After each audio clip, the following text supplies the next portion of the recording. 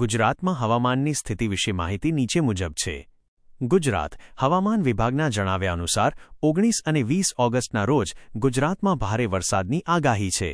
આગામી 7 દિવસ સુધી રાજ્યમાં હળવાથી મધ્યમ વરસાદ પડવાની શક્યતા છે।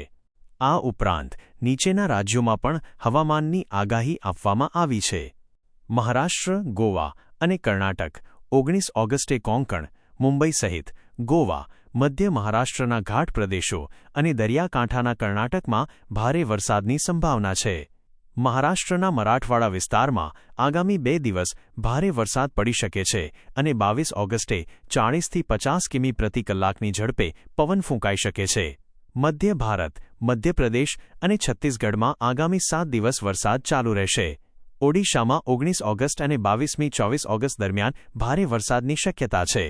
બિહારમાં 20મી 24 ઓગસ્ટ દરમિયાન અને ઝારખંડમાં 21મી 24 ઓગસ્ટ દરમિયાન વરસાદની આગાહી છે।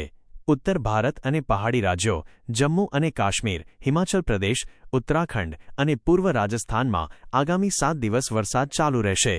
પંજાબ, હરિયાણા, ચંદીગઢ અને પશ્ચિમ ઉત્તર પ્રદેશમાં 22મી 24 ઓગસ્ટ દરમિયાન ભારે વરસાદ પડી શકે છે।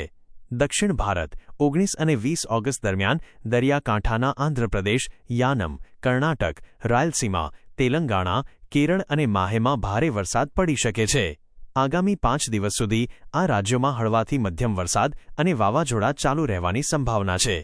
જો તમને તમારા વિસ્તારના ચોક્કસ હવામાન વિશે વધુ માહિતી જોઈતી હોય તો તમે પૂછી શકો છો।